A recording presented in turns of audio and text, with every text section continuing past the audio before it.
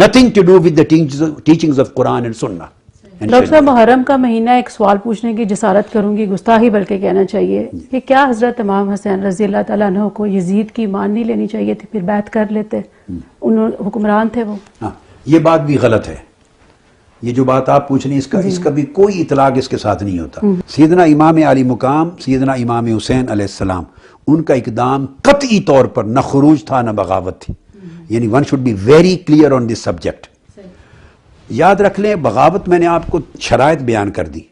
تمام کتب شریعت میں یہ شرط ہے کہ سب سے پہلے وہ ایک گروہ منظم ہو کر کسی علاقے پہ قبضہ کر لے اور پھر مسلح جنگ کرے اور لوگوں کا قتل عام کرے.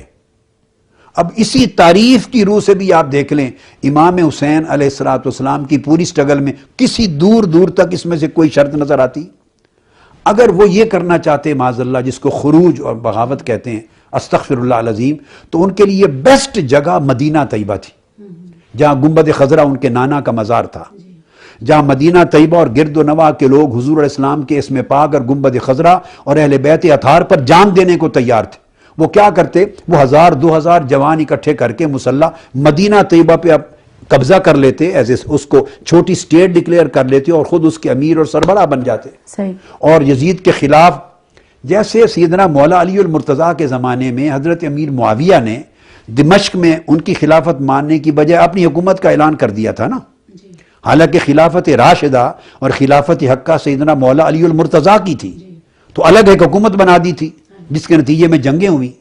تو سیدنا امام حسین علیہ السلام اگر اس راستے پر چلنا چاہتے، بغاوت اور خروج کے راستے پر، تو ان کے لیے تو بہترین آپشن تھا کہ پورے مدینے کو ایک اسلامک سٹیٹ جو خلافت راشدہ کے اندر تسلسل چلا آ رہا تھا سوائے کوفے کے چند سالوں کے، ڈکلیئر کرتے اور اس کے امیر بن جاتے اور لوگوں سے بیعت لے لیتے مدینہ میں.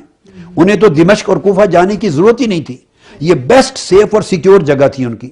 انہوں نے یہ نہیں کیا، روانہ ہو گئے حج پر. نمبر 2، کوئی مسلح گروہ نہیں کریٹ کیا. 2-4-5 ہزار جوان جو عقیدت مند اور غلام تھے حضور علیہ السلام کے اور اہل بیت اطہار کے محبت کرنے والے، وہی مسلح لے لیتے. آپ نے تو ایک شخص بھی تلوار والا ساتھ نہیں لیا قوم میں سے، تو مسلح بھی نہ ہوئے، قبضہ بھی نہ کیا اور قتل عام بھی نہ کیا کسی کا، اور صرف اپنے خانوادہ یا اہل بیت کو لے کے چلے. اب جو معاذ اللہ جنگ کرنے کے لیے اگر جانے کا ارادہ ہو تو وہ سیدہ زینب کو ساتھ لے کے جائے گا، سیدہ رقیہ کو لے کے جائے گا، سیدہ ام کلثوم کو لے کے جائے گا، سیدہ سکینہ کو لے کے جائے گا، علی اصغر کو لے کے جائے گا. وہ تو چھوٹے چھوٹے شہزادے شہزادیاں پورا خاندان لے کے گئے. تو ان کا چلنا اور ان کا اہتمام اس بات کا بین ثبوت ہے کہ وہ نہ خروج تھا، نہ بغاوت تھی، نہ ارادہ جنگ تھا. اب پھر سوال پیدا ہوتا ہے کیا تھا؟ ان کو پے در پے خطوط آئے تھے، کم سے کم 500 طبری نے بیان کی اور 1000 کا بھی ذکر آیا ہے کوفہ سے. چونکہ اسلامی قدریں مٹ رہی تھیں، اخلاقی قدریں مٹ رہی تھیں.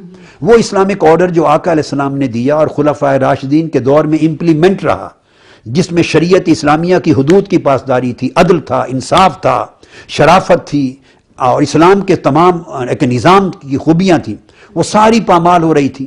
شراب کو یزید نے حلال ڈکلیئر کر دیا تھا. وہ شرابی نہیں تھا صرف، بلکہ شراب کو حلال سمجھتا تھا. اور اس کے کریکٹر کا عالم یہ دیکھیے کہ واقعہ کربلا کے بعد جب اسے رسپونڈ ملا، ریوولٹ ہوا، تو اس نے کعبۃ اللہ پر حملہ کر دیا.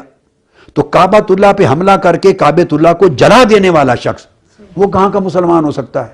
اس نے مدینہ طیبہ پر حملہ کیا اور 3 دن تک حکم دیا فوج کو کہ تمہارے اوپر مدینہ حلال ہے، یہ لفظ ہے، مباح ہے. اور ہزاروں صحابہ اور تابعین کو اور صحابیات کو شہید کیا. اور 3 دن تک مسجد نبوی میں روضہ رسول پر اپنے گھوڑے اور خچر باندھے اور 3 دن تک نمازیں معطل ہو گئیں اور اذانیں معطل ہو گئیں. یہ اس کا کریکٹر تھا. اس کو کفر بوا کہتے ہیں. حالانکہ اس کے خلاف اگر مسلح خروج ہوتا تو وہ بھی جائز تھا، کیونکہ حدیث پاک میں یہ ہے اگر مسلمانوں کی ریاست میں حکمران صراحتاً کفر کا ارتکاب کر دے اور اسلام کی قدروں کو چھوڑ دے تو پھر آپ مسلح اس کے خلاف جنگ لڑ سکتے ہیں. اس کو کفر سری اور کفر بوا کہتے ہیں. یہ ایک آخری حد ہے. وہ تو یہ حد پھلانگ چکا تھا، یہ بھی تھا، لیکن سٹل امام حسین دعوت الی الحق کے لیے جا رہے تھے، امر بالمعروف کے لیے جا رہے تھے اور نہی عن المنکر کے لیے جا رہے تھے. یہ قرآنی حکم ہے، یہ فریضہ ہے مسلمانوں کا، یامرون بالمعروف وینہون عن المنکر. اور پرامن طریقے سے خانوادہ لے کے جا رہے تھے جو کہ وہاں رہے تھے، شناسہ تھے، اور وہاں جا کے پھر رائے عامہ ہموار کرتے، لوگوں کو تعلیم دیتے، شعور بیدار کرتے، اسلامی قدروں کو ڈیولپ کرتے. ان کی سٹرگل پوری پرامن تھی. یزید نہیں چاہتا تھا کہ یہ پرامن سٹرگل اور پرامن آواز آگے بڑھے. اس نے پھر عبید اللہ بن زیاد کے سپرد کر کے آپ کو راستے میں گھیرا اور پھر میدان کربلا میں لا کے آپ کے اوپر حملہ کرایا، اور آپ نے پھر اپنی جان اور بچوں کی جان میں ڈیفنس میں جنگ لڑی اور شہید ہوئے. تو ٹوٹلی ڈیفرنٹ سٹوری. پاکستان کے حکمران جو ہیں وہ کرپشن کے